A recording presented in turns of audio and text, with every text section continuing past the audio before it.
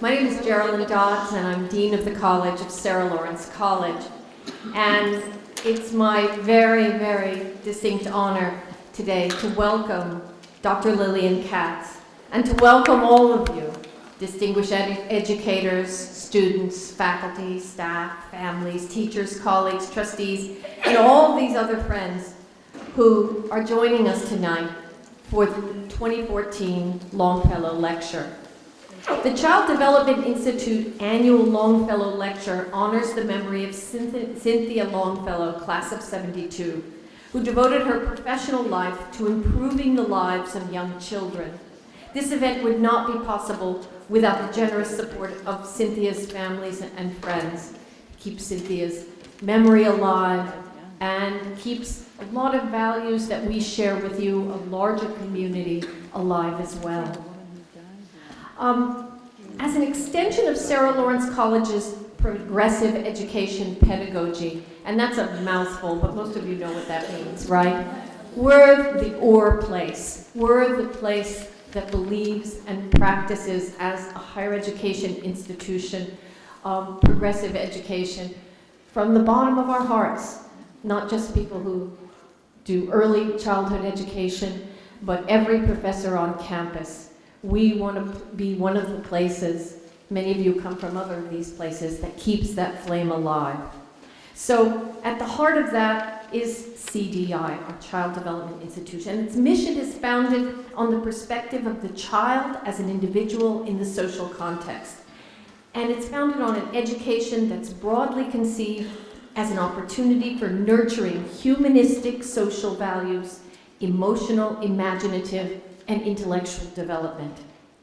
Now, child development has been a central part of the Sarah Lawrence College curriculum since its earliest years. Our nursery school, which is called our Early Childhood Center, is one of the oldest laboratory nursery schools in the country, and it's been at the forefront of holistic, experiential, child-centered education for over 75 years. I want to read to you something that was published by the nursery school in 1959, a year I remember. We believe that the nursery years are years in which attitudes towards people, towards themselves, toward work and doing and learning are being laid down in the experiences which we provide for these young children. And we also know that these are years when the young child is learning to use his body. They said his at that time. If they were us now, they would say his or her body, his or her mind, and his or her feelings. And it is our job to guide that child in the direction of successful learning that makes sense to him, that gives him satisfaction and confidence in his ability to cope with his world. We like to feel that children in our nursery school can be glad that they are themselves and feel that those selves are valued and loved, can be active and free to explore, to discover, to create, to relate, to feel, to understand and be understood, to be joyous and glad that he or she is 3 or 4. To live well with satisfaction to himself and to others is the best preparation we know today to enable a child to take whatever tomorrow may bring. It's like a manifesto, and written in 1959, it rings even louder today as research since then further substantiate these childhood practices. Yet the implementation of education policies in an increasing number of early childhood classrooms contradicts what educators and researchers tell us about how children learn and what best prepares them for their life journey. As Dr. Katz has said, we are doing earlier and earlier to children what we shouldn't do later. Instead of gaining satisfaction, joy, and confidence through learning, more and more children are becoming anxious from being asked to do work that's not developmentally appropriate. This unfortunate trend can be seen in early childhood all the way through college years. CDI is part of a local and national dialogue around early childhood education, and it supports educators in their practice to provide meaningful, holistic child-centered education through professional development programs outreach initiatives in the community, participation in advocacy coalitions, and public events like this one. We cannot think of anyone better suited than Dr. Lilian Katz to speak about the role of families, teachers, and schools in nurturing children's development and helping them to build a strong foundation. Dr. Katz is a world-renowned early childhood expert who has had and continues to have profound impact in curriculum development, teacher education, parenting, and the dissemination and translation of research into practice. We're delighted that she's sharing her insights with us today. My profound thanks as Dean go out to our deeply committed faculty and staff who make events like this possible and who do it out of deep commitment and a kind of passion. And I'd like to introduce to you, apropos, a person about whom all of this pertains in particular, and that's the director of our Child Development Institute, Indira Blackwood. Indira.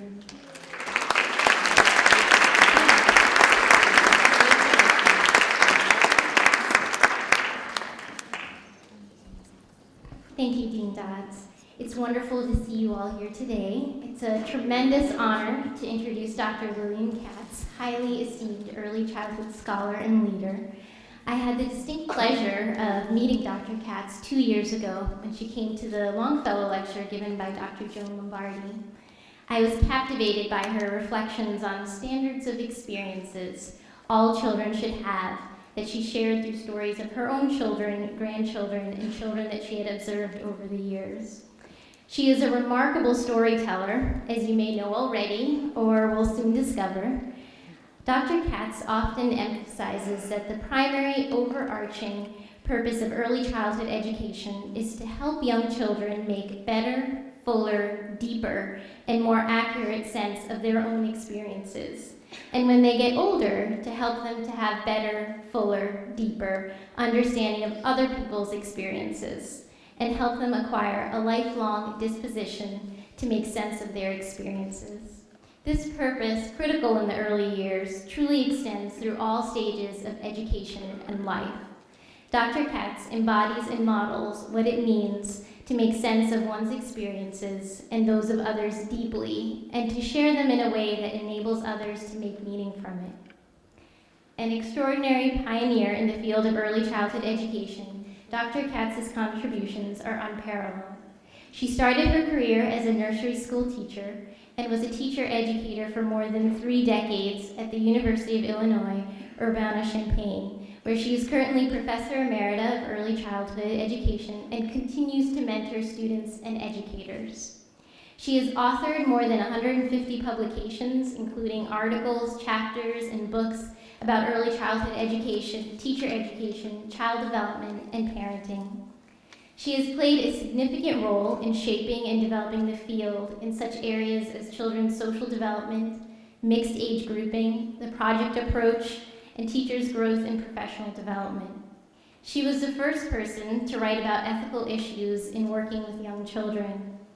She further contributed to the professionalization of the field with her directorship and guidance of the ERIC Clearinghouse on elementary and early childhood education for more than 30 years.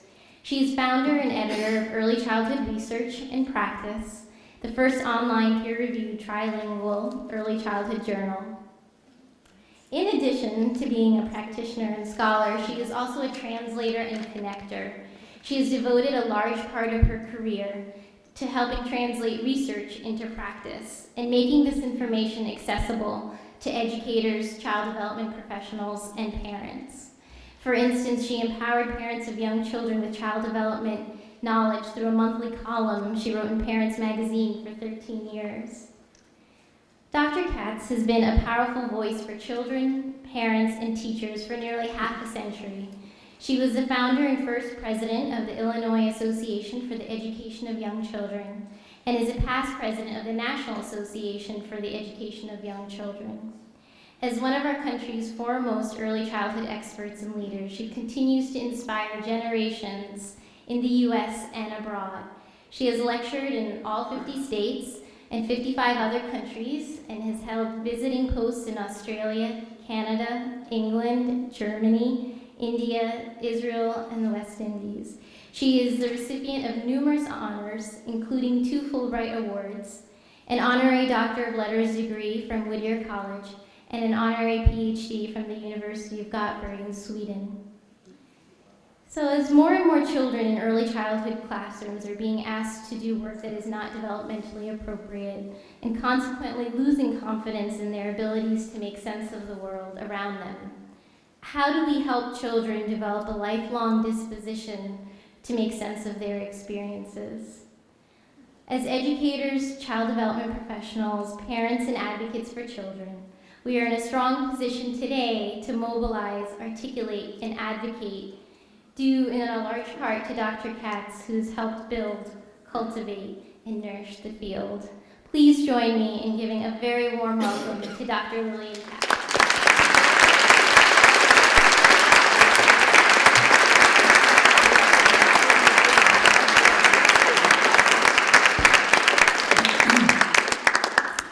Listening to all that, no wonder I'm tired. Anyway, I have been here before, and apparently some of you heard me last time, and you remember every word, so you can take a nap. I'm glad to be back, and I'll do my best to live up to the promise you just heard. I've given the title, Building a Good Foundation. Not long ago, I was asked to give the opening address at a conference at Oxford University. And you probably know that in Britain, they don't use the term nursery education or preschool, they use the term the foundation stage. So when Dr. Silva called me and said, come and give the opening address at the conference, I said, oh, sure, it's my native country and I can speak the language pretty well.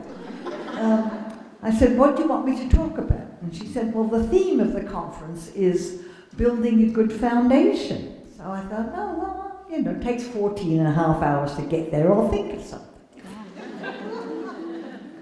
And about 2 days before I left, I thought, well, I better prepare, and I turned to my husband, who was still living then, and his whole career was as a civil engineer designing buildings. So I sort of casually said after supper something like, hey, when you design the foundation of a building, what are the principles that you use? Well, he started. He said, there are 4 principles, he said. Number 1, you have to find out everything you can about the nature of the soil you're building on. And how deep do you have to go to get to the rock? Is it sandy, slushy, slimy? It went on for an hour, but anyway. But I thought, we're in that situation. In terms of early education, it suggests that those of us who are responsible for the care and education of young children have to find out everything we can about each child.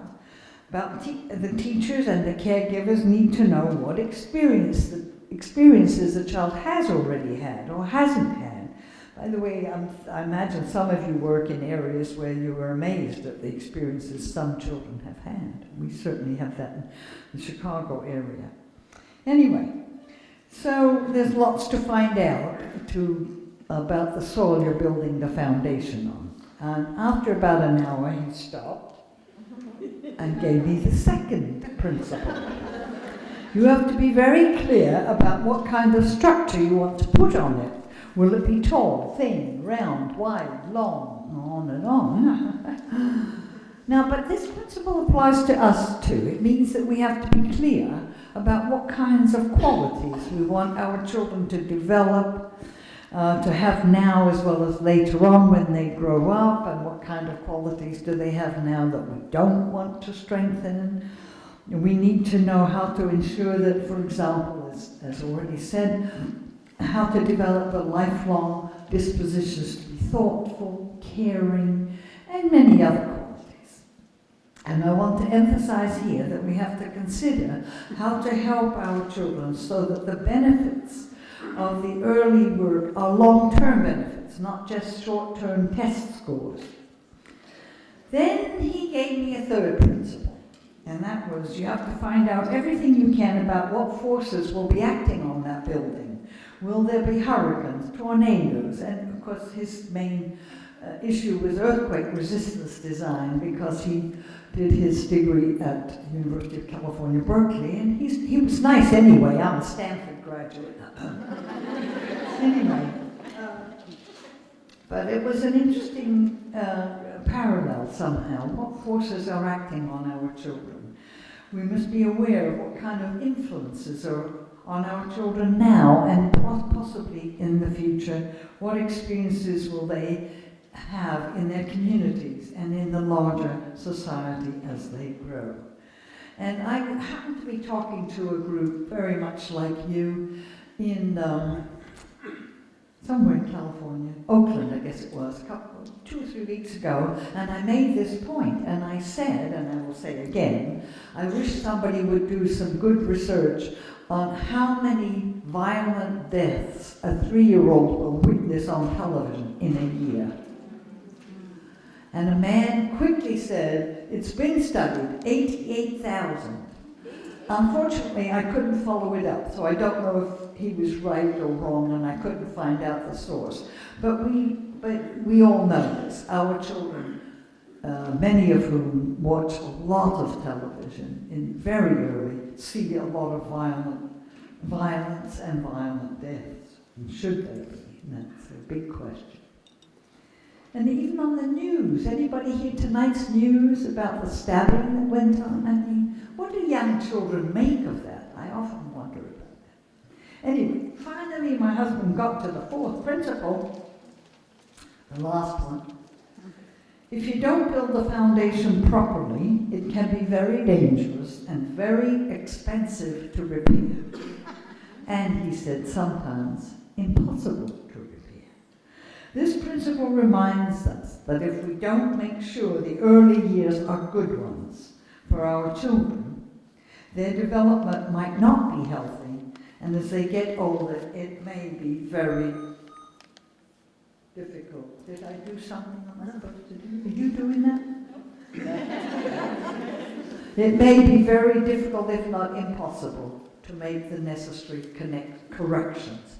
And that emphasizes what we all know already, that we are working with children at a critical period. So, again, I want to suggest that all these 4 principles apply well to our work with young children. They suggest that we must resist the temptation to start children's education on the 3rd floor. Do you know that a lot of states are doing that? You wouldn't do it here, would you?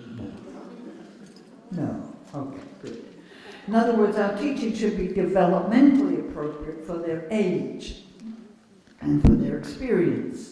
Starting formal schooling earlier, while it might look good in the early years on standardized tests, it's not likely to be good for them in the long term. So again, I'm going to emphasize this. Let's not start children on the 3rd floor or on the 3rd grade. So what I'm proposing to do for this semester is to address basic principles of teaching young children, and then I want to show you some examples. I suggest that it's useful to keep in mind that anyone who has to teach anything, and there has to design a curriculum, no matter what you're teaching or to whom. And by the way, please, if you're taking notes, write this one down. Curriculum means a plan for learning. That's the definition of a curriculum. Goes back a long way. A curriculum is a plan for learning. At any level, in any subject, whether it's for engineers or dietitians or historians or whatever. And anyone who designs a curriculum has to answer 4 questions. First question, of course, obviously, what should be learned? To answer this question, we have to think about the aims and the goals and the objectives for which a curriculum is a plan. The second question, again for anyone, is when should it be learned? And answers to this question address the nature of development as well as things like the sequences in which things are best learned. Some things have to be learned in the proper sequence, some it doesn't matter so much. There is a third question. Once we've decided what should be learned and when, the next question is, how is it best learned? And as I see it, the answers to this question are a mix of the first two. And I'm going to try to address this question with some examples to show you of what it looks like when we are answering the questions appropriately and, I would say, foundationally. There is a fourth question we won't have time to address tonight, and that is, how can we tell how well we've answered the first three questions? And that's called evaluation and assessment. Very difficult in the early years, by the way, as you know. There's a lot of talk about performance standards. Do you have it here too? You talk about outcomes, performance standards? No? Oh. In some states they call them benchmarks, and I often want to say, what are you putting on the bench you're sitting? While there's not enough time to discuss these issues, I want to make a few points about evaluation. One important question is, when do we see the really important effects of our work? We'll come back to this a little bit later. So let's get back to the first question. What should be learned in the early years? By the way, before I get into that, and if you're taking notes, please take this note. Children always learn, not necessarily what you want them to learn. And we all know that, but I hadn't really given that much thought until a former student of mine, she had done her PhD with me about 30 years ago. She worked at a university and retired. She decided to volunteer at a local Head Start twice a week because she's committed to her community. One day she's there and a mother comes with this 4-year-old into the Head Start program, and a little kid lets go of his mother's hand, walks right over to my friend, points at her like this and says, "Hey, you're an old white whore." We have no idea what he thinks that meant, but he learned it.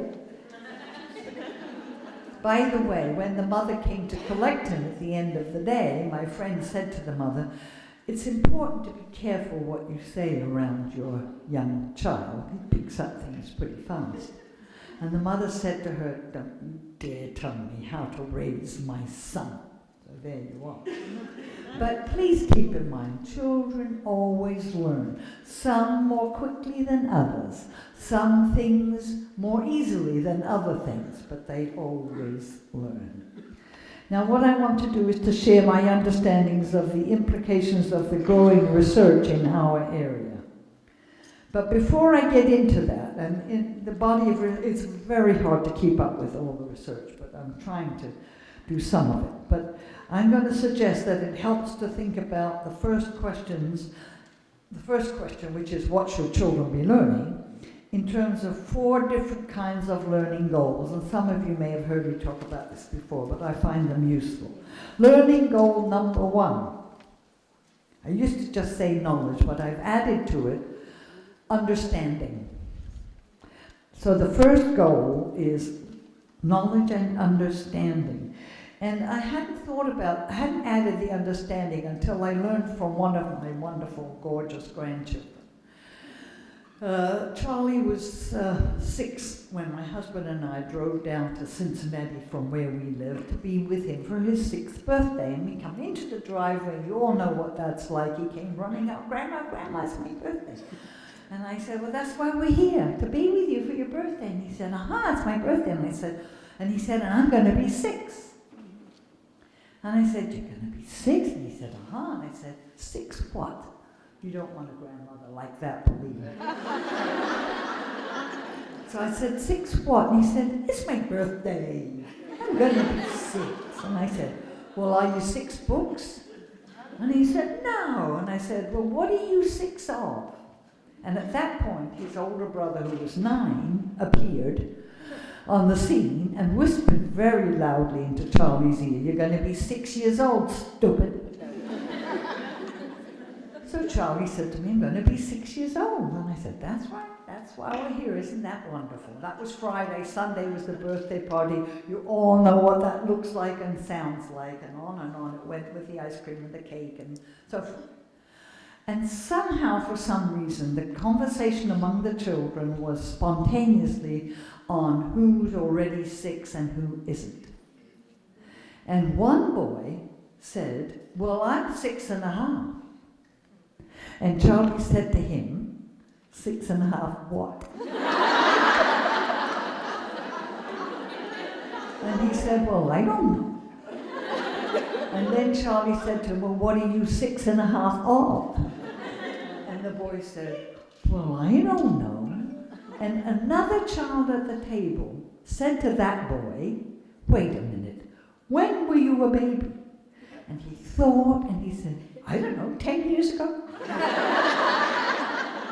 Keep in mind, there's a distinction between knowing something and understanding. And our role as we work with young children is to help them with both. Now, so that's the first learning goal on my list, but I want to mention a principle here, and that is the overall goal of early education, and Indra already said this, the overall goal of early education is to help young children to make better, fuller, deeper, and more accurate sense of their own experience. I ran into a former student at a conference. I think she taught first grade. And she was very excited. She said, "Oh, I'm teaching in such and such a town in Illinois, and I've been doing projects," which is what I train my students to do. "Oh," I said, "that's wonderful. What'd you do a project on?" And she said, "Oh, we studied teddy bears." Now, I was nice. It wasn't easy. Why do you waste young children's minds on so? Teddy bears are things to cuddle and take to bed. You don't study things like this. But anyway, that's another story. I'll come back to that shortly. As children get older, it's important to help them to make better, fuller, deeper, and more accurate sense of other people's experiences. Those far away in time is called history. Those far away in place is called geography. But for the young ones, from a developmental perspective, a major learning goal is to help them to make increasingly better sense and fuller sense of their own first-hand experience. And I must tell you this, I spoke to a large assembly of Head Start teachers actually in Cincinnati about 2 years ago, and I made that statement. And one lady who had obviously been teaching Head Start for a long time, I would say she was in her late 50s, waved her hand at me. She said, "The children I teach are so poor that they've had no experience."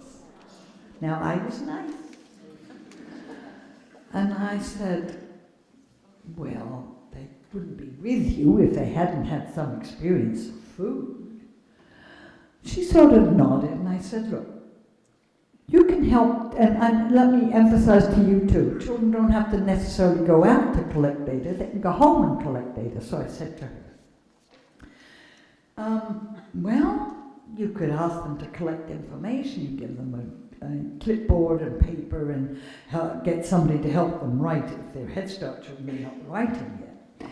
And I said, you could ask them questions like, "What are some foods you don't like?" Don't ask children what's your favorite anything. First of all, it's boring, and secondly, it's terribly self-centered. But if you said to a group of 4-year-olds, "What are some foods you don't like?" believe me, you'll get some comments.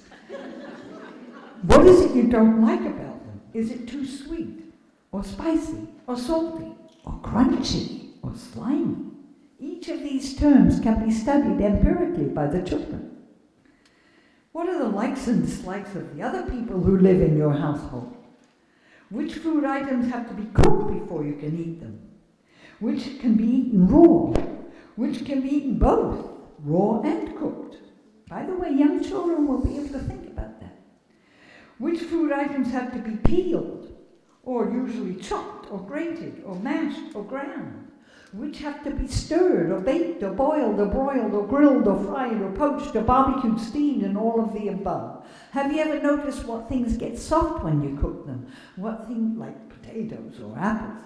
What things get hard when they're cooked, like eggs or dough? Which foods change color when they're cooked, like butter or meat? What things do you swallow that are not food, like medicine? Conduct surveys at home to answer questions like, what are the foods that are in the refrigerator? What's in the freezer section? What's in the cupboard? What's in the cabinet? What's in a can? What's in a carton? And on and on. I went on and on and on like that. But it's something in every child's experience. They don't have to have teddy bears to study it. But anyway. So, that is an important goal. First goal is to help children to make sense of their own environment and their own experience. But they get older, other people's environments and experiences. Learning goal number 2, skills. Skills are different from knowledge and understanding. They're usually small segments of behavior, usually directly observable. There are many of them: verbal skills, social skills, physical skills, depending on how specific you want to be. There are hundreds of skills learned in the early years. You watch a 12-month-old mastering all kinds of movement skills, sitting up and bending over and crawling, and on it goes. There is a third learning goal, and some of you have heard me talk about this before, and I'll emphasize it, and that's called dispositions. Not the same as knowledge, not the same as understanding, and not the same as skills. They're very hard to define, by the way, but they can best be defined as habits of mind with intentions and motives. And I was talking to some of your colleagues earlier today about when I first thought about this. Years ago, for many years, I worked with doctoral students, and as you probably know, if you take a PhD, you have to do a final oral exam. I usually call it anal, but don't tell me. Anyway, we had a colleague and I worked very hard with a student who did all the requirements but had no real interest or devotion to the topic or even to learning. She just tried to meet the requirements so she'd have a doctorate and get a job at some college somewhere. And we were kind of frustrated about that. Anyway, she got through her final oral exam. Anyway, she did. And after she finished and we signed all the papers, I turned to my colleague and I said, well, she did all the research requirements and then used the skills and all the statistics, but she did not acquire the disposition to inquire. And I didn't think, I just said it casually. The next day my colleague came back to me and said, that's an interesting insight, the disposition. And he and I went on and did some writing about dispositions in teachers and so on. The dispositions are habits of mind with intentions and motives, not the same as attitudes. Think of the distinction, for example, between having reading skills but having the disposition to be a reader. Or similarly, think of the difference between having listening skills. A lot of teachers tell me there's training kids in listening skills. There's a difference between having listening skills and having the disposition to be a listener. The habit of listening to adults and teachers and so forth. So, by the way, if you whisper, you'll see that the disposition to listen. Yes, anyway. Yes, we want all children to learn to read, but at the same time to acquire the disposition to be readers. It's not much use having the skills if learning them has been so difficult or even unpleasant that the disposition to be a reader is not acquired. On the other hand, it wouldn't be very useful to have the disposition if it didn't have the skills. So we must always try to help children to acquire important skills and at the same time, the disposition to use them. And let me make some more main points here about dispositions. Dispositions cannot be learned from instruction. You can try and say, be a reader, or else. And it certainly can be damaged by instruction, especially if instruction is too intense, too early, and too formal. But most important dispositions are inborn. The disposition to learn is inborn. Some people have it, some kids, some babies have it more strongly than others. I don't know if there's anybody else here besides me who's a twin. I'm a twin, and I was always accused of having been born with a question mark on my face. So obviously I did have the disposition to learn very early, but there were some dispositions I didn't have. Your twin sister never tears her dress. Why not? I won't go into all that. And by the way, my mother was a very, very talented musician, and I have a twin sister. We had an older one, and my mother and two sisters could harmonize any symphony or quartet together beautifully. But when I tried to get into it, my mother would say, "You've got a nice voice, but it's in the wrong key, so shut up."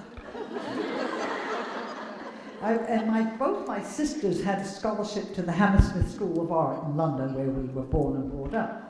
So I was the only giftless one in the three. The important dispositions include the disposition to become related to others, the disposition to cooperate, to protect oneself, to anticipate other people's feelings are largely inborn in all of us. So probably are many other important dispositions. By the way, not all dispositions are desirable. Have you ever met anybody with the disposition to be quarrelsome? Or you don't have that in this part of the country? Have you ever met anybody with the disposition to be bossy? No, okay.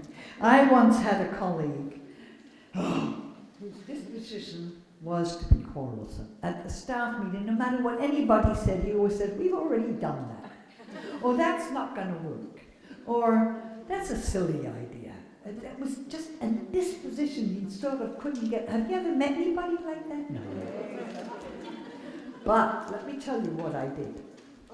I met with my other colleagues without him, and what we did was to practice responding to him gracefully by saying things like, "I see you have a point there." He didn't know what to do with it. And this is true with children. Children who are bossy by the way, there's evidence on this.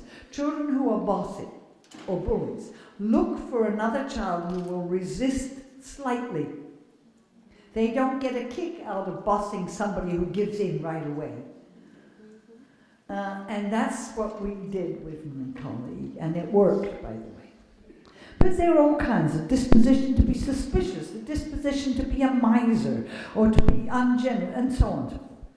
But unless young children are growing in a chaotic environment, by the way, some are. There's a book published just recently by the American Psychological Association about chaos and its effect on children, and I read quite a lot of it. Boy, it was amazing. And this is particularly true for children growing up in extreme poverty, that they cannot learn how to predict how someone else will react, what will happen next. So some of them just turn inward, and some of them just fight outward. But there's no sense of this will follow from that, and so on. So if you know children like that, you try to help them, and there are ways to help them. But it's a good idea to assume, for all of us who work with young children, that they come with the disposition to make the best sense they can of their own experience. Also, many dispositions are learned from being around people who have them, like parents and teachers, and observing their behavior. There's research, for example, to show that children who grow around adults they see reading, doesn't matter what they're reading. They might be reading Playboy. That doesn't matter. As long as the kids are used to seeing somebody read, they are more likely to be eager to learn to read, and that's been studied.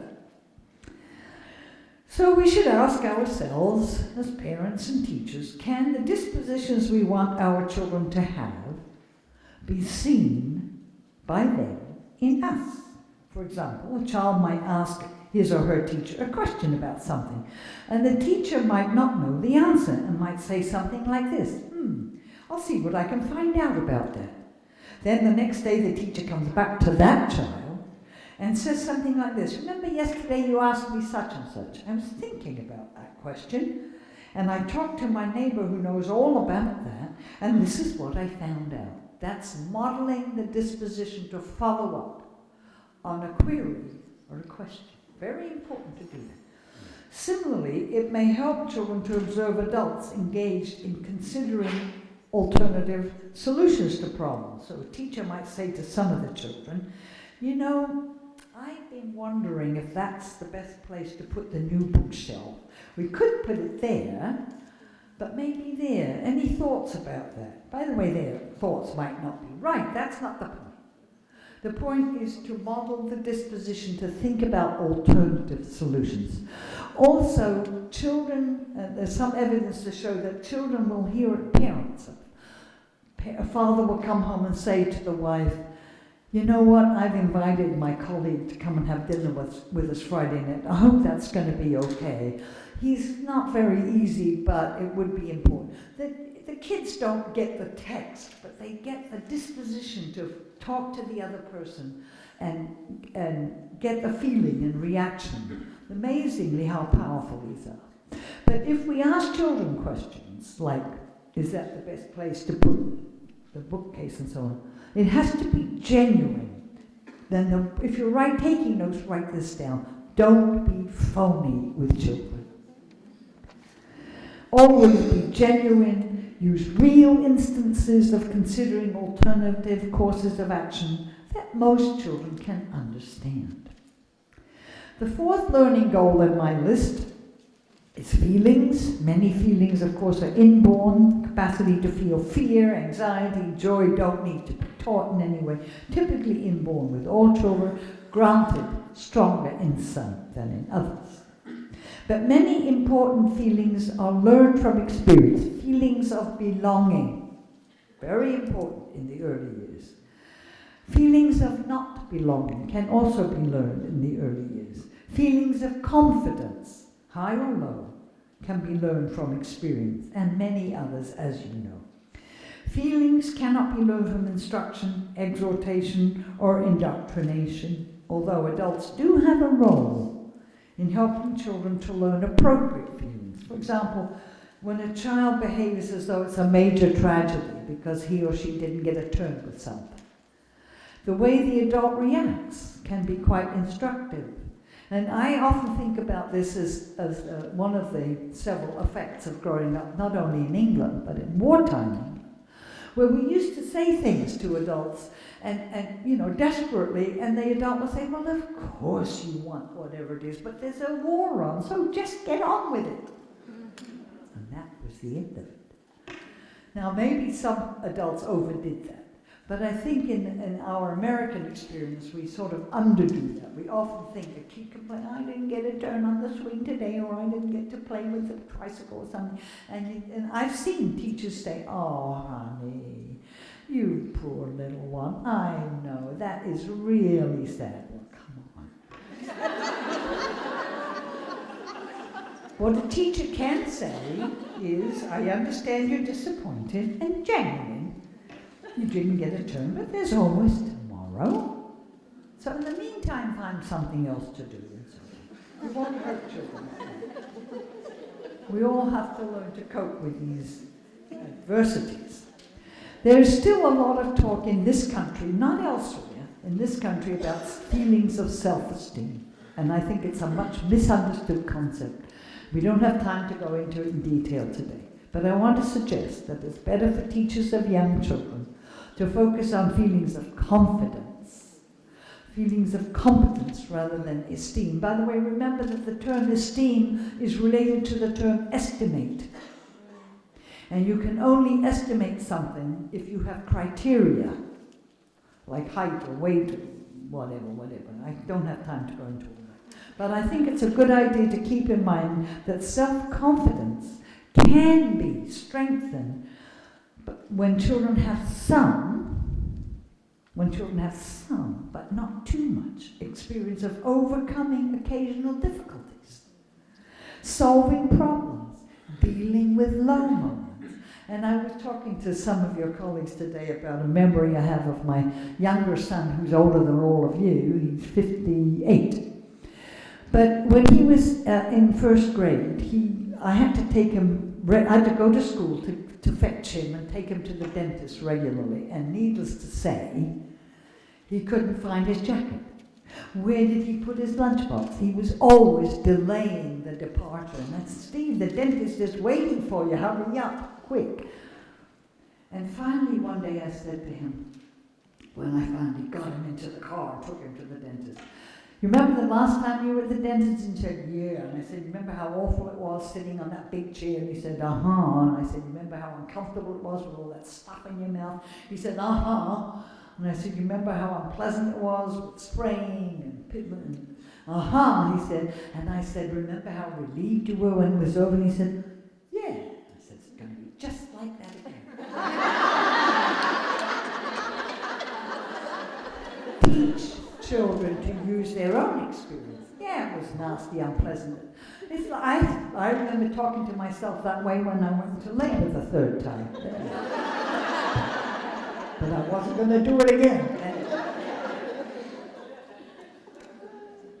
It's important, in my view, to speak to children clearly and honestly and matter-of-factly, not with high-strung emotion, and then change the subject. Change the content of the relationship so that's focused on what the child plans to do and is thinking about. And this is another concept that I got out of my experience with Steve. It's a long story, but when he was a student at the University of Illinois, he didn't live at home, he lived with a friend in the neighborhood, but he used to come home Saturdays to do his laundry.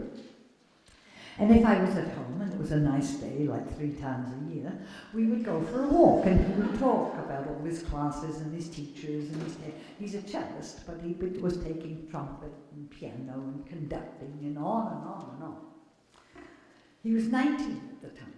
We're talking, walking along, and it's very interesting to hear his criticism of his various teachers. Then, all of a sudden, out of the blue, he changed the subject. Without any warning, said, Mom, how do you decide whom to marry? That's why I called the book I wrote with him, Intellectual Emergencies. I wanted to say to him, in your case, it had better be somebody wealthy. If only. But anyway. But he put me in a situation he often did, where I had to think of something reasonable to say. And I said, and he, by the way, of the 3 children, he was the first one. He had twice already been in love. We all suffered. Oh God, what we suffered.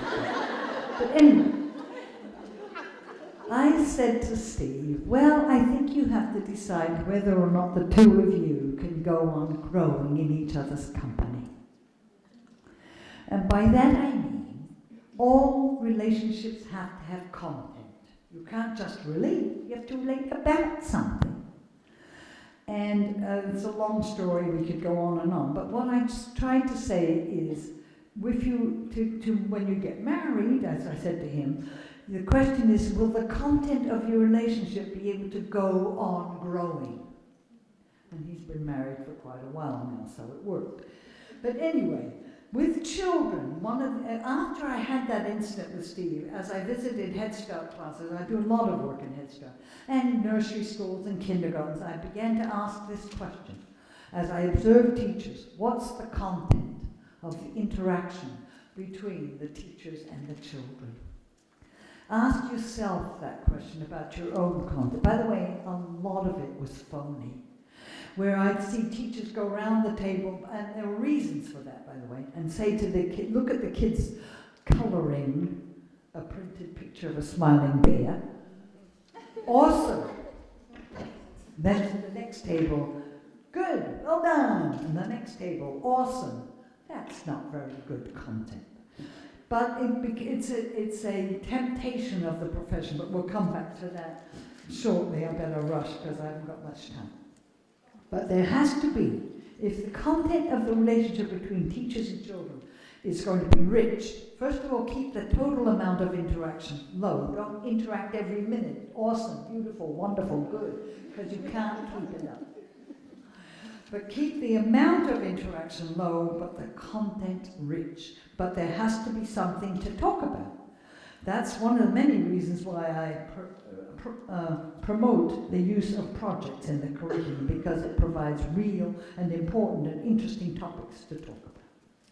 My principle number 3 on my list here is that the younger the children are, the larger the role of adults in helping them to achieve and acquire social competence. And this is a big topic, easily an hour and a half. I'd love to talk to you about that sometime, because the literature on the development of social competence is richer and richer.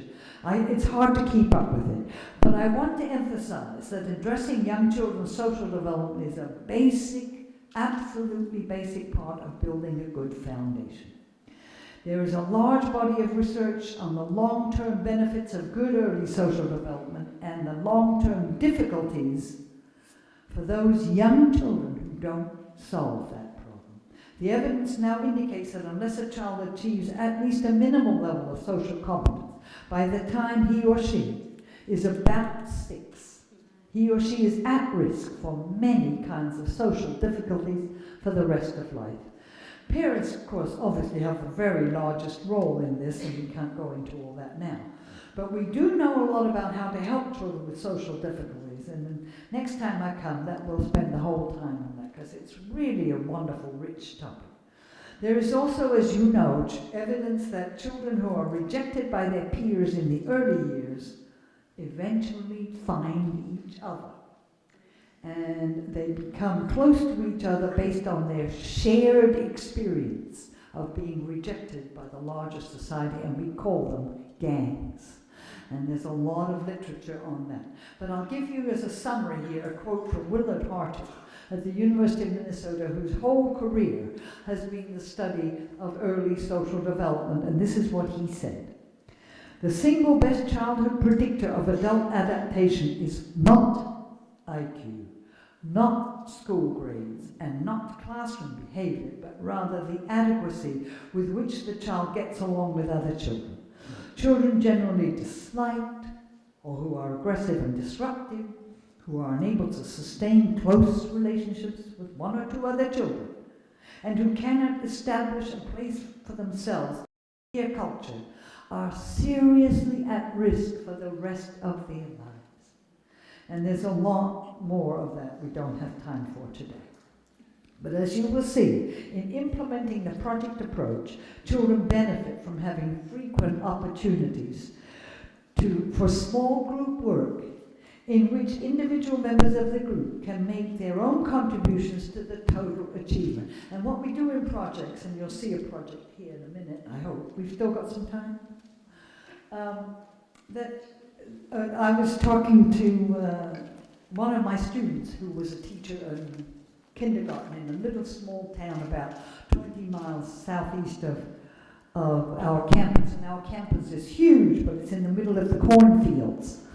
Anyway, she had to do a project because she was in my class. And she said, there's nothing in our neighborhood to study. I can't tell you how many times teachers have said that to me. And next time we'll talk about what you can do about it. Anyway, her idea was an interesting one. She said to the children, kindergarten, low income, very, very rural, small town. When you go home, ask your moms and dads, grannies, grandpas, aunties, uncles, neighbors to look in the attic and look in the basement and see if they could find any old balls that they could give to you. And the kids' collection of balls was incredible. A beach ball this big, and a football, and a basketball, and a soccer ball, and a baseball, and a ping pong ball, and a golf ball, and on, 15 or 16 different kinds. One child brought a world globe. So the teacher said, well, let me hold it for a minute. And she held it up in front of the kids and she said, well, think this is a ball? And they said, uh-huh. And she said, now please remember this, because I've taught my students to say this. What makes you think so? Don't ask why, because they think there's a correct answer. But if you say, what makes you think so, you're soliciting their views. Please do that. So she said to the kids, what makes you think so? Because it's round. And what did she do? She had one of these on her desk. Well, she said, it's round, isn't it? And they said, uh-huh. Well, is it a ball? No, why not? Because it doesn't bounce. Well, it turns out, evidently, I don't know this directly, but she told me, that a bowling ball doesn't bounce if you drop it. Anyway, that's a big story. I don't have time to go into all of it. I have written about it. But the reason why I mentioned it to you is because one small group of children, I don't have a thing to draw on, but once 4 or 5 children spent, not the whole day, they never spend the whole day on a project, but part of a day for several weeks, measuring the circumference of each ball. And by the way, it was a struggle. These are kindergarten children, and a marble is very difficult to put a piece of string on, but they wouldn't give up. Another small group of 4 or 5 children took a wooden block about this high and a plank, rolled each ball off, and measured how far it would roll, depending on whether it was on the wood floor, on the carpet, or on the grass outside. And they asked the teacher to help them read the ruler, what do you call it? No. The measuring tape. Another group in the class decided to predict the weight of each ball. By the way, they would put heaviest, next heaviest, until the very lightest, because they weren't yet good at measuring in ounces and pounds. Then they made predictions, and of course they got it all wrong. Another group decided to put a pin in each ball, except the golf ball apparently, to see what's inside on this way. But the other important reason why I mention this is because the teacher worked separately with each group. How are you doing? How far along are you? Are you ready to report to the rest of the class what you've done? That sort of social interaction is real, and it comes up in good project work. And I'll show you a project in a minute or two. Well, I had another question here. When is it all best learned? And what I want to say here is a principle, it's principle number 4 on my list, but it doesn't matter if you're counting. And that is what children should learn and should do must be decided on the basis of what best serves their development in the long term. Yes, we can make children do the calendar ritual every day, but until children are about 6, some are 5, they don't really understand the calendar. And some teachers waste 20 minutes a day on it. I was in a very nice school, sort of up-level, income-level kids, and they teach you know what it looks like. The teacher had a big calendar like this, leaning against the blackboard, and I got there a little bit late, so they had been discussing the day and the date. And when they finished, I said to the teacher, could I ask a question? She said, oh, sure. And I said, well, what is a week? And one little girl turned to me and said, it's short for weekend. Another teacher told me a story, a kindergarten teacher, of a mother who called her on the phone and said, my son complained today about the calendar and said that you wrote the number 1 when it should have been 32. And on and on. I worry about asking children to be involved in a lot of things they don't really understand. Anyway, what do you need the calendar for? Unless you're the one who pays the bills or you're worried about being pregnant. Why does it matter?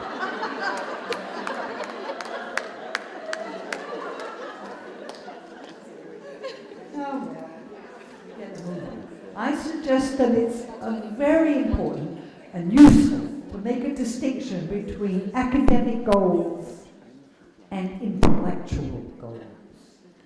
And it may help to distinguish between the two. And by the way, I've just recently published something, but I can't remember where on it is, and it's not been published before. Nobody's brought this up, but please keep this in mind.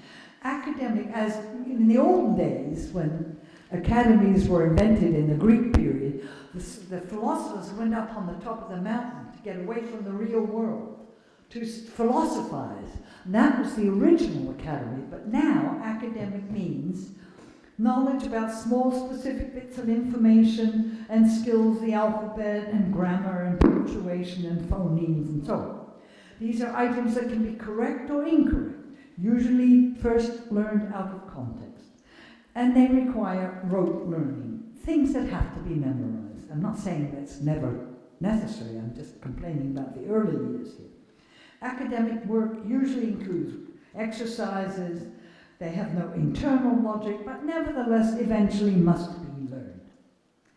Intellectual learning refers to mental dispositions, for example, to try to make sense out of what you're experiencing, to analyze information, to synthesize information, to predict what might happen if X or Y happens, to theorize how things happen, how they work, where they come from, to try to figure out cause-effect relationships, to predict what you might see when you go visit such and such place, and on this goes. So the intellect has to do with analysis, predicting, reasoning, trying to figure things out.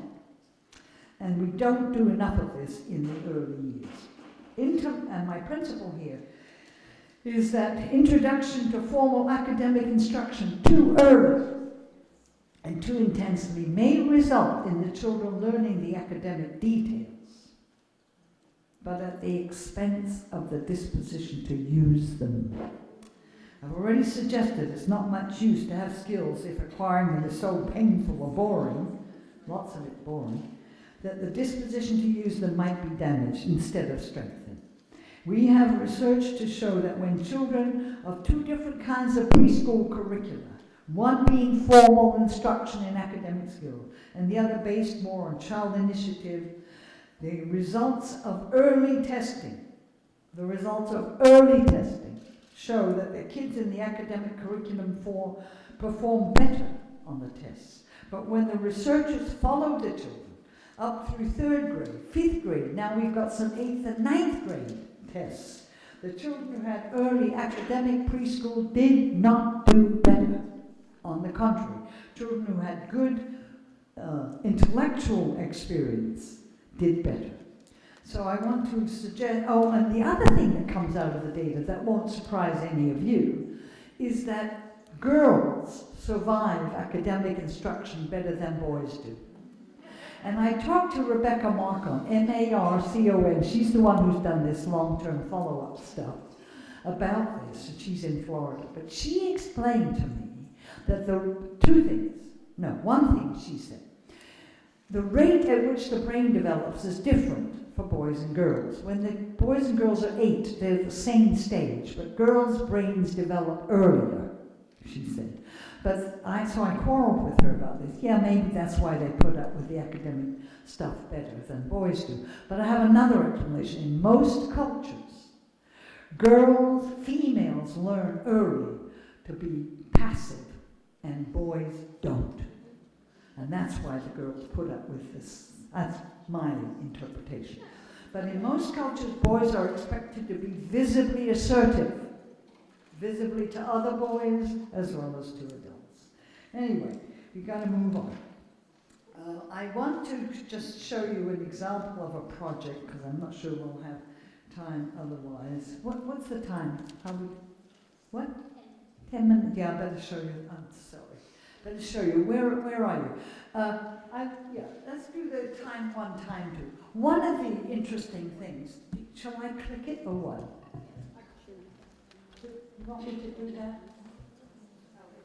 Oh. We're doing it.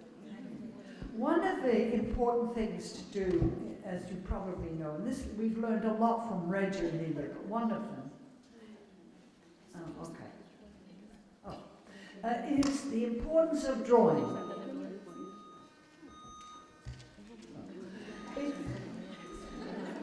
It's not about art.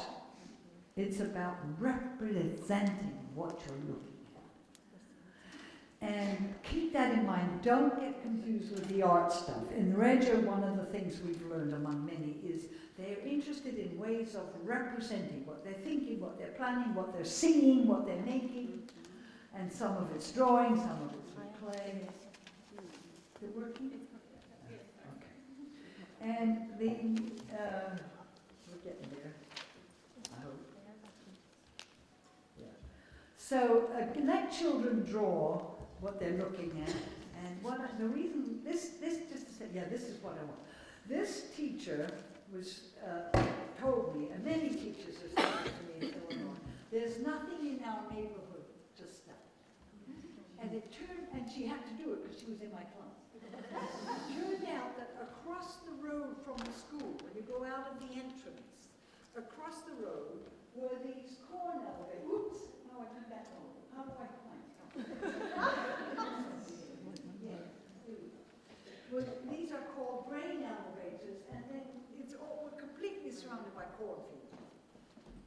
So the corn is emptied into these very specially designed elevators, and by the way, one of the grandfathers had worked there for 50 years, so he became their resident expert, and boy, was he talkative.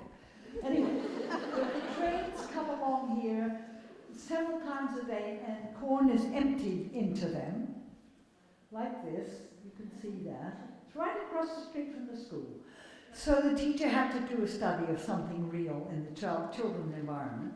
But I'm just showing you an example. She took the kids out with clipboards, drawing paper, and by the way, if you've got young children, use very soft pencils, otherwise they tear the paper.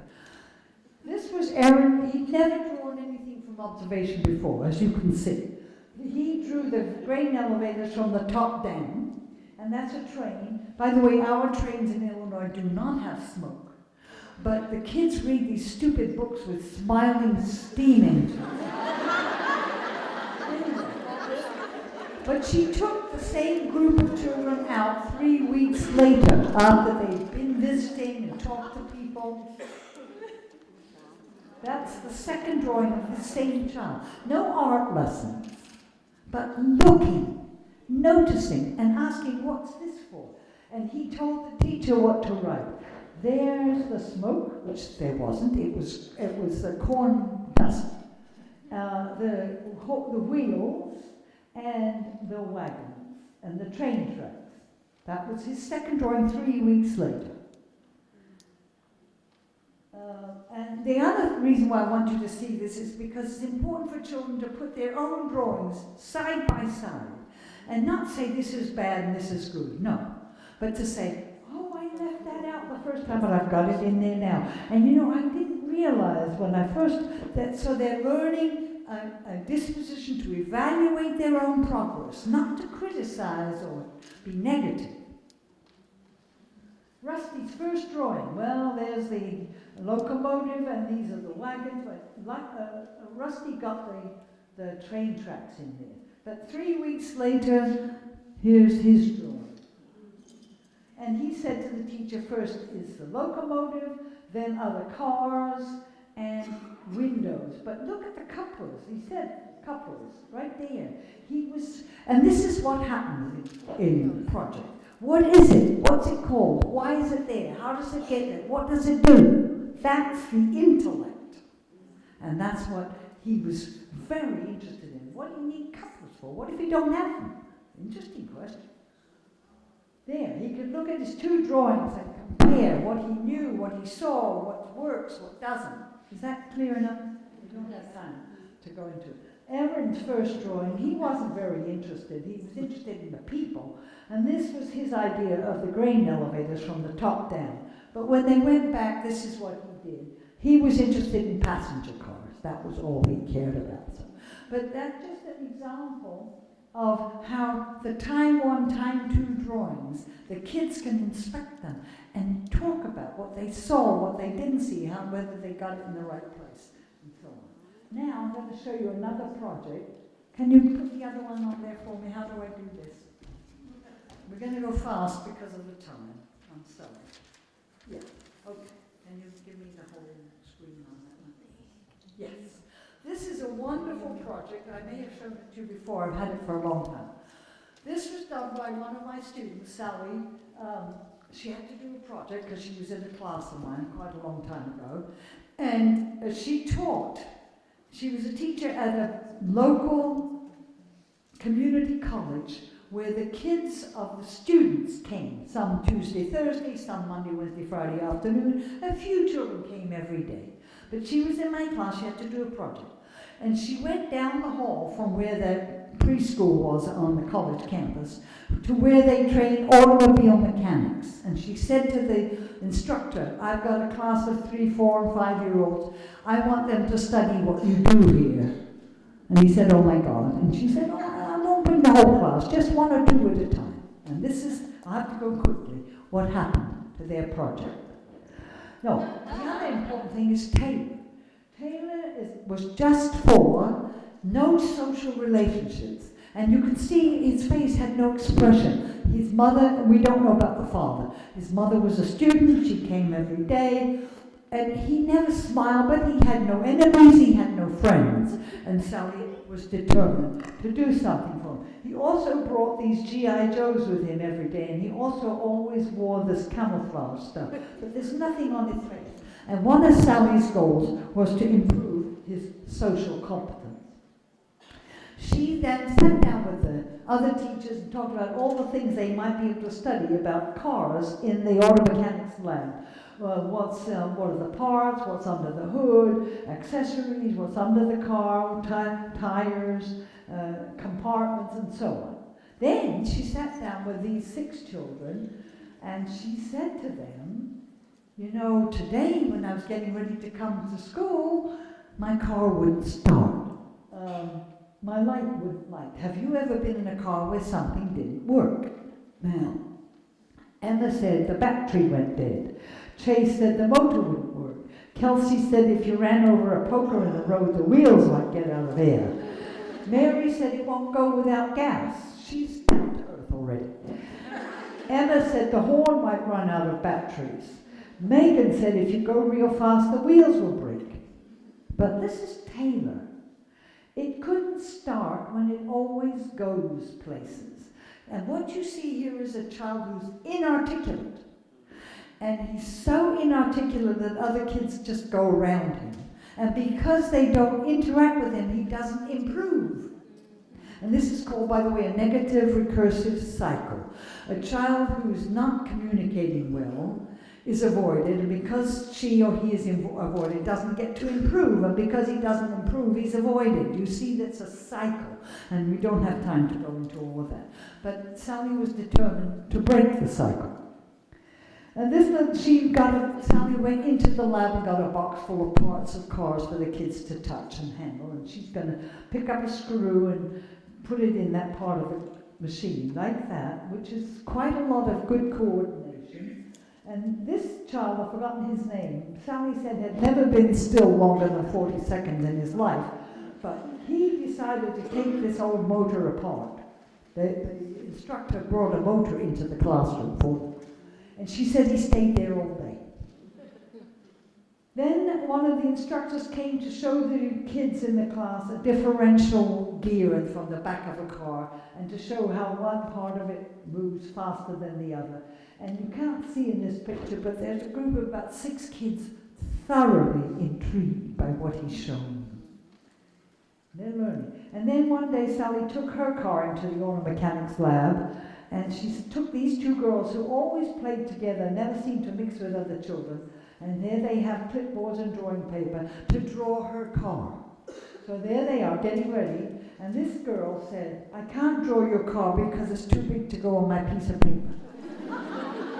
So Sally said, okay, let's go to the wheel. And they looked at the wheel and the tire and the lug nuts and the holes and so on and so forth. And this is what she did, Mandy. And she looked at her drawing. She said, oh, but wait a minute, I left out the lug nut. So she did it again. She did it again. Then she said, oh, but wait a minute, I don't have the holes. Or whatever they call that, I've forgotten that.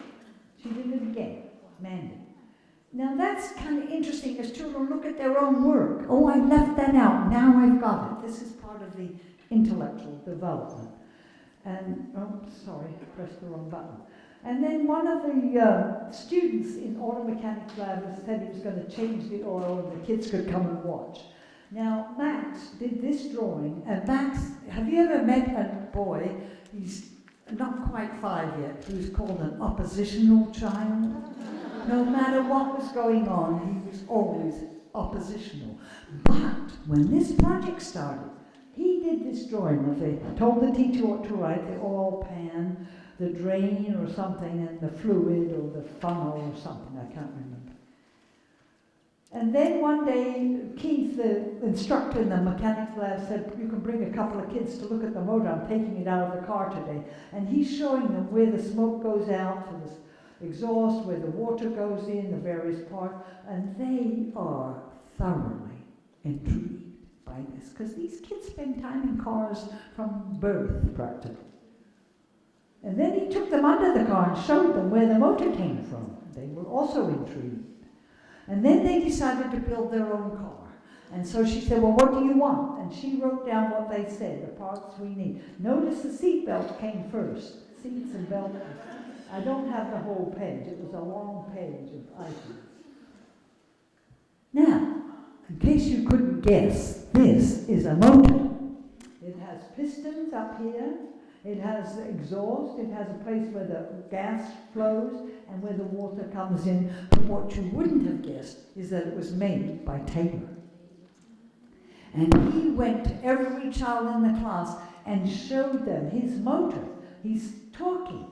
And this, by the way, and that's why Sally took the picture, is Max, who never ever approached Taylor before. He's an oppositional child.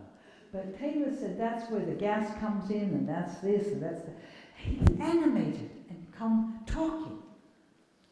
And then they decide to build a car, and they decide to put Taylor's motor in the front, but he's complaining you can't have the motor on the floor. The car won't go if the motor's on the floor. And another child is trying to lift it, and it doesn't work. Look at Taylor here. And finally, they give up, and he goes around to every child and says, it's only a pretend car. These two are padding the seats in the car, and they're doing, seat belts.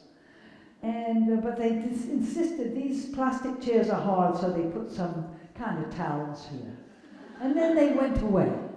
Well, these kids came along, they're inside their car they're building, and they didn't like the towels, so they threw them away. What I like about this picture is the teacher's at eye level with all the kids here.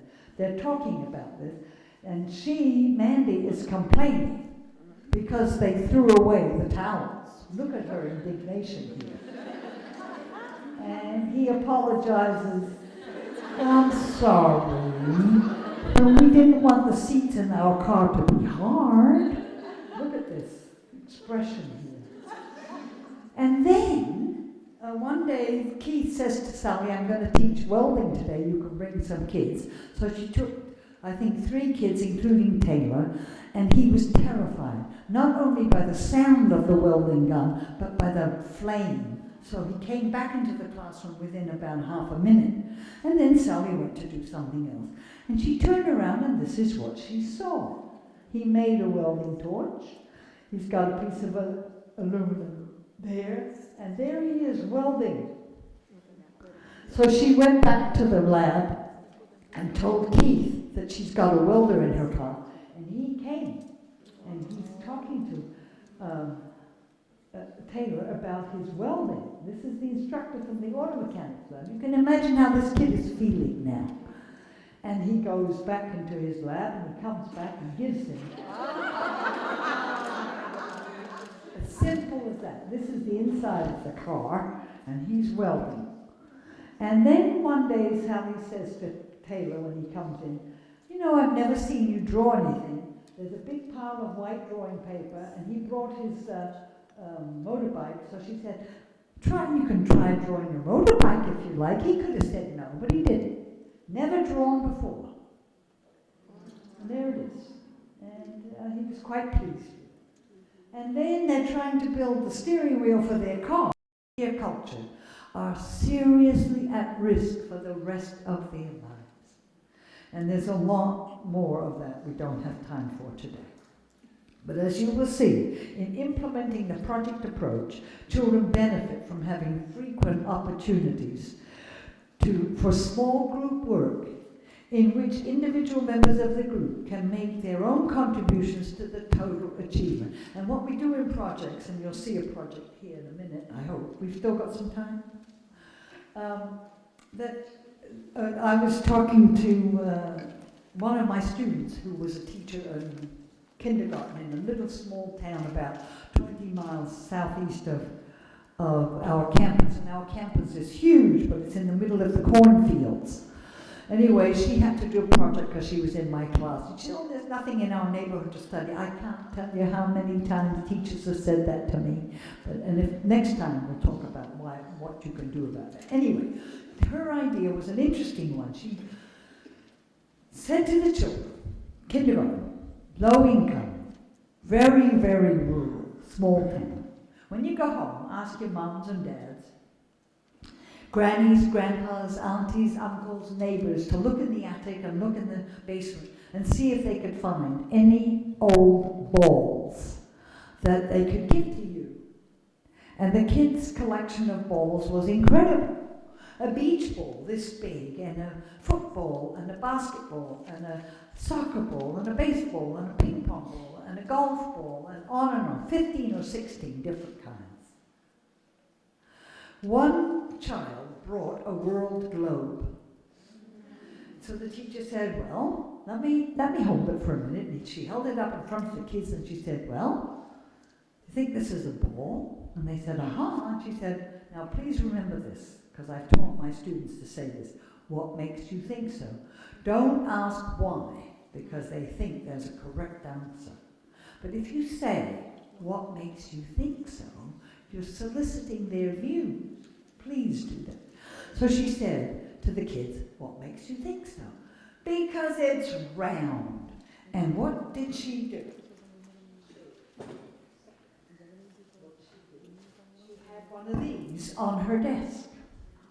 Well, she said, it's round, isn't it? And they said, uh-huh. Well, is it a ball? No, why not? Because it doesn't bounce. Well, it turns out, evidently, I don't know this directly, but she told me, that a bowling ball doesn't bounce if you drop it. Anyway, that's a big story. I don't have time to go into all of it. I have written about it. But the reason why I mentioned it to you is because one small group of children, I don't have a thing to draw on, but once 4 or 5 children spent, not the whole day, you never spend the whole day on a project, but part of a day for several weeks, measuring the circumference of each ball. And by the way, it was a struggle. These are kindergarten children, and a marble is very difficult to put a piece of string on, but they wouldn't give up. Another small group of 4 or 5 children took a wooden block about this high and a plank, rolled each ball off, and measured how far it would roll depending on whether it was on the wood floor, on the carpet, or on the grass outside. And they asked the teacher to help them read the ruler, what do you call it? The measuring tape. Another group in the class decided to predict the weight of each ball. By the way, they would put heaviest, next heaviest, until the very lightest, because they weren't yet good at measuring in ounces and pounds. Then they made predictions, and of course they got it all wrong. Another group decided to put a pin in each ball, except the golf ball apparently, to see what's inside on this way. But the other important reason why I mention this is because the teacher worked separately with each group. How are you doing? How far along are you? Are you ready to report to the rest of the class what you've done? That sort of social interaction is real, and it comes up in good project work. And I'll show you a project in a minute or two. Well, I had another question here. When is it all best learned? And what I want to say here is a principle. It's principle number 4 on my list, but it doesn't matter if you're counting. And that is what children should learn and should do must be decided on the basis of what best serves their development in the long term. Yes, we can make children do the calendar ritual every day, but until children are about 6, some are 5, they don't really understand the calendar. And some teachers waste 20 minutes a day on it. I was in a very nice school, sort of up-level, income-level kids, and they teach you know what it looks like. The teacher had a big calendar like this, leaning against the blackboard, and I got there a little bit late, so they had been discussing the day and the date. And when they finished, I said to the teacher, could I ask a question? She said, oh, sure. And I said, well, what is a week? And one little girl turned to me and said, it's short for weekend. Another teacher told me a story, a kindergarten teacher, of a mother who called her on the phone and said, my son complained today about the calendar and said that you wrote the number 1 when it should have been 32. And on and on. I worry about asking children to be involved in a lot of things they don't really understand. Anyway, what do you need the calendar for? Unless you're the one who pays the bills or you're worried about being pregnant. Why does it matter?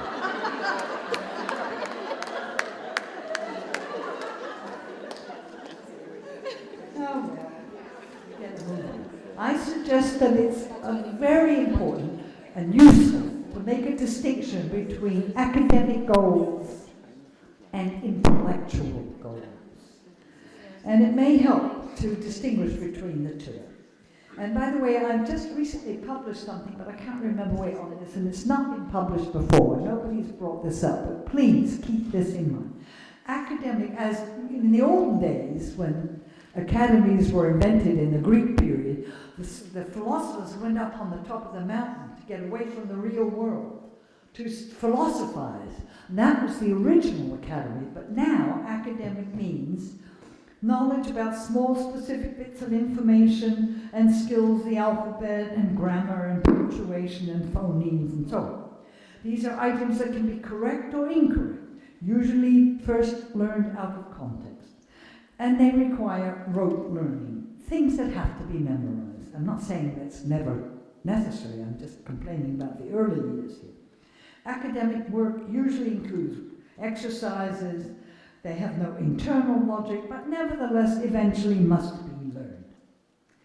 Intellectual learning refers to mental dispositions, for example, to try to make sense out of what you're experiencing, to analyze information, to synthesize information, to predict what might happen if X or Y happens, to theorize how things happen, how they work, where they come from, to try to figure out cause-effect relationships, to predict what you might see when you go visit such and such place, and on this goes. So the intellect has to do with analysis, predicting, reasoning, trying to figure things out.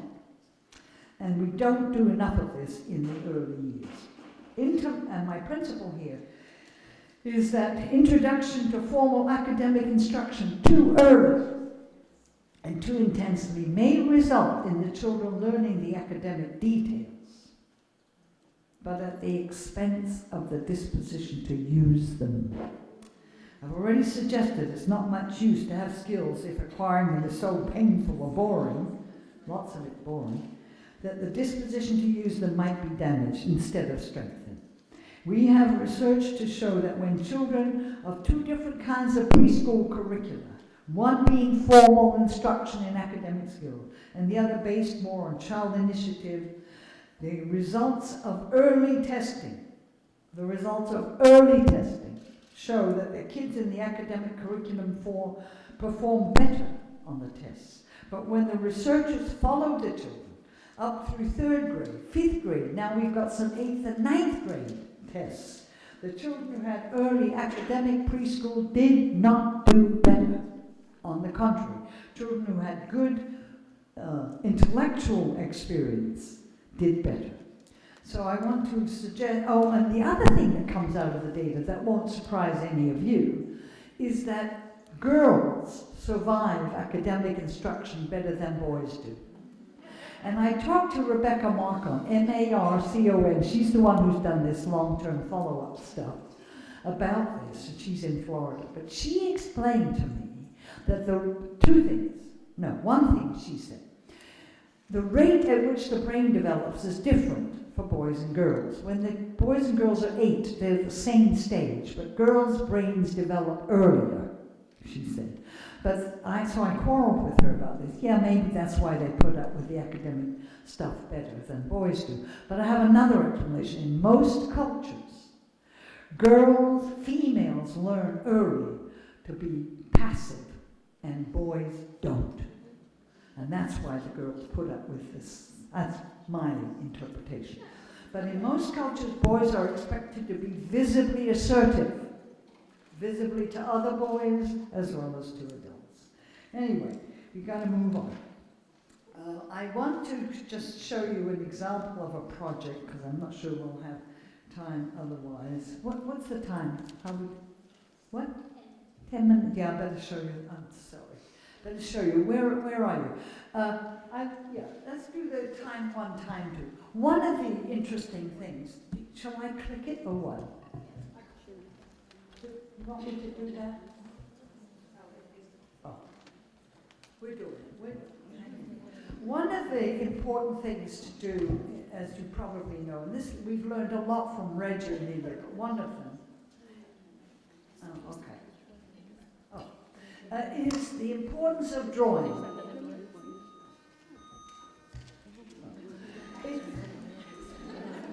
It's not about art. It's about representing what you're looking at. And keep that in mind. Don't get confused with the art stuff. In Reggio, one of the things we've learned among many is they're interested in ways of representing what they're thinking, what they're planning, what they're singing, what they're making. And some of it's drawing, some of it's with clay. Is it working? Okay. And we're getting there, I hope. Yeah. So let children draw what they're looking at, and the reason this just to say, this is what I want. This teacher was told me, and many teachers have said to me in Illinois, there's nothing in our neighborhood to study. And she had to do it because she was in my class. It turned out that across the road from the school, when you go out of the entrance, across the road were these corn elevators. Oops, now I took that wrong. How do I point? Well, these are called grain elevators, and then we're completely surrounded by cornfields. So the corn is emptied into these very specially designed elevators, and by the way, one of the grandfathers had worked there for 50 years, so he became their resident expert, and boy, was he talkative. Anyway, the trains come along here several times a day, and corn is emptied into them, like this. You can see that. It's right across the street from the school. So the teacher had to do a study of something real in the children's environment. But I'm just showing you an example. She took the kids out with clipboards, drawing paper, and by the way, if you've got young children, use very soft pencil, otherwise they tear the paper. This was Aaron. He'd never drawn anything from observation before, as you can see. He drew the grain elevators from the top down, and that's a train. By the way, our trains in Illinois do not have smoke, but the kids read these stupid books with smiling steam engines. But she took the same group of children out 3 weeks later, after they'd been visiting and talked to people. That's the second drawing of the same child. No art lessons, but looking, noticing, and asking, what's this for? And he told the teacher what to write. There's the smoke, which there wasn't. It was the corn dust, the wheels, and the wagons, and the train tracks. That was his second drawing 3 weeks later. And the other reason why I want you to see this is because it's important for children to put their own drawings side by side and not say this is bad and this is good, no. But to say, oh, I left that out the first time, but I've got it in there now. And I didn't realize when I first, so they're learning a disposition to evaluate their own progress, not to criticize or be negative. Rusty's first drawing, well, there's the locomotive and these are the wagons, but Rusty got the train tracks in there. But 3 weeks later, here's his drawing. And he said to the teacher, first is the locomotive, then are the cars and windows. But look at the couplers. He said couplers right there. And this is what happens in the project. What is it? What's it called? Why is it there? How does it get there? What does it do? That's the intellect. And that's what he was very interested in. What do you need couplers for? What if you don't have them? Interesting question. There, he could look at his two drawings and compare what he knew, what he saw, what works, what doesn't. Is that clear enough? We don't have time to go into it. Aaron's first drawing, he wasn't very interested. He was interested in the people. And this was his idea of the grain elevators from the top down. But when they went back, this is what he did. He was interested in passenger cars. That was all he cared about. So, but that's just an example of how the time 1, time 2 drawings, the kids can inspect them and talk about what they saw, what they didn't see, whether they got it in the right place, and so on. Now I'm going to show you another project.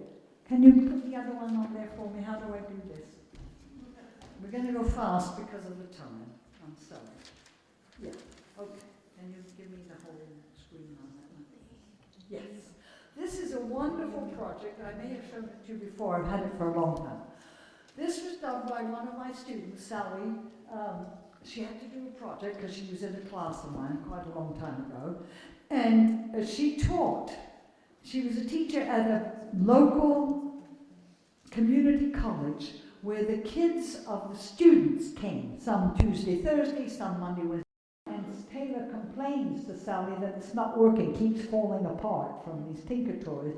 So she discussed it with him. She said, well, I'll try to bring something tomorrow that might help. Oh, first she says there's a pile of books over there about cars. Take a look at the books. And that's what he's doing, and he's pointing. And he says to Sally, I need that long stick. And she said, that's called a steering column. I need a steering column, he said. And then she said, I'll bring something tomorrow that you could use. She brought this mop and took the top off. There's a steering wheel here. I don't know if you can see it. He connects it. Imagine his involvement here. Other kids are full of admiration. And then there's the headlight of the car, there's the license plate, the motor's under here. And he's pointing and he says, I need a hole to put the steering column through. And he gets help and there he is, driving the car. Then they have to learn about jumper cables. And he's going to show them the jumper cables. But there's his motor. These girls had a discussion with Sally about what cars are made of. And they agreed. Some of it's made of wood and some of metal, and she helped them make a column so they could write yes, no, under the heading metal or wood, and that's what they're doing. They're talking to one of the instructors here. They predicted, by the way, that's an important part of the project, is predicting what the answers will be. They predicted that the bumper at the back would be metal because it was shiny, but it wasn't. It was plastic paint, and they were really surprised. She predicted that the magnet wouldn't stick because it's rubber, but it was thin rubber on very thick metal. A lot of surprises. And there they did the hubcap and so on. This was a drawing by one of the children who'd never drawn before. This was Chase's first drawing of a car. You can see he's got the shiny. He said this is because the side of the car is shiny. There's the antenna, there's the windshield wiper, and then he did a second one. Same child, but second drawing. Very interesting to compare. And children like to compare their own drawing. And then this group of kids, they are making a telephone. In those days, this was 97, there weren't cell phones. They had car phones, and so they're drawing the car phone. Oh no, sorry, I got the wrong one. These are a group of girls who are measuring the diameter of the wheels because they're going to make 4 wheels to put on their car. And so the girls have this long yardstick and they asked the teacher how to read it. They told her what to write, and she's writing the diameter of the 4 wheels. Imagine that. These are maybe late 4-year-olds. She's making the first wheel. Notice the tire inside, because they had looked at that. And she's stuffing them and going to pull the paper over. And you need 1,000 miles of masking tape to do properly. And there she is. And then they finish the first wheel. Look at this, showing the other kids. And using the yardstick to show they've got the right diameter. And she's holding up the piece of paper where they wrote down the measure. These are preschool children asking teachers, how do you write this? And therefore, academic skills become useful. She's got trouble with her nose, but the others are okay. There's another wheel. They made the tire here, the tread on this one. He's doing another tread. And these children are studying the colors of the cars on the parking lot. And they had a lot of trouble. Yellow cars, green cars, brown cars. But the problem was how to put white on there. And one kid said, take all the crayons and rub them all together, but it didn't work. And another kid said, draw a round piece, and inside it's white. And the most frequent colors were white. These 2 are girls, again, always together, and they've got their babies, and they're driving. And here's some of the display of their work on the wall. And there were a lot of students in the lab, and they were using computers, and one of the children said to one of the students, let's go to the computer and you write on the computer what I say. And that's what she said, and then the child decided to take over and add to it so you can see. But they're getting a sense of writing, and writing being a way of putting down what you're saying. Everybody knows what this is. It's perfectly obvious. It's a pair of pliers. What you don't know is that this says made in China. Beautiful drawing. And there's the license plate. And then Keith showed the kids what the car looks like underneath, and one child did a drawing of it. Here it is, and this is the exhaust, and this is the bumper, back bumper, and various other things that she saw. I can't read this. Emma drew one of these people working under the truck. After drawing the woman, they add the truck and something I can't remember. But anyway, that's what it is. But the drawing is about representing what you're looking at. She's going to try to draw what you... She's sitting in a van. She wants to draw what you see through the front window, but she was too small, so she just drew the steering wheel, and what you see through the steering wheel. This, working on the front, the dial, the front of the dashboard, not quite finished yet. She's making the cell phone, the car phone, that's what it is, or he, I don't remember who was doing it, but that's what that is. And this is one of the dads, absolutely fascinated by the children's work on the wall there. And Taylor did a drawing of a pipe wrench. He'd never done that before, and Sally copied it for the files. And he wrote his own name, never done it before, and he told her to write. Taylor drew a pipe wrench. And they finally moved the car into the entrance of the college, so that all the students at this community college would see their marvelous car and notice the white chain so no students would mess it up.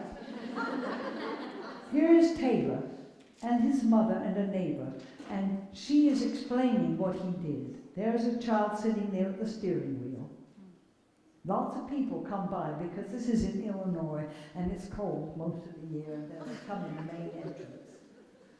This is the president of the college, and this is one of the dads, and this girl is explaining how they built their car. And she's going to point to the jumper cables, which are very important. See the chain around the car so it won't be damaged by the college student. And then Sally also put up this board with pictures of how the project progressed. She's looking at a picture of herself making something.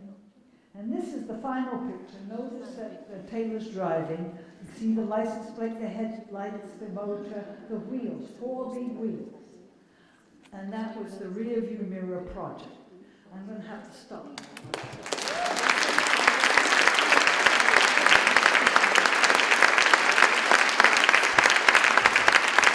I've got another 10 pages, but I'll have to come back. Any questions? By the way, this is all on a DVD that you can get. And I gave Indra a copy of it so she can help you. You can buy the DVD. This whole project is on it. Yes, you had a question. How long did that whole project take? Well, that's a good question. They didn't only work on this. They worked on it so many hours per day. And I believe it was about 6 weeks. But, you know, projects vary. Some are 2 weeks, some are 8 weeks. And in Reggio, I've seen projects that go on for almost a year. Next. Any other questions? Do you think the children were learning anything? I'm sorry I took so much time, but next time we'll just talk about the social development because it's really important and there's a lot to learn. Thank you so much.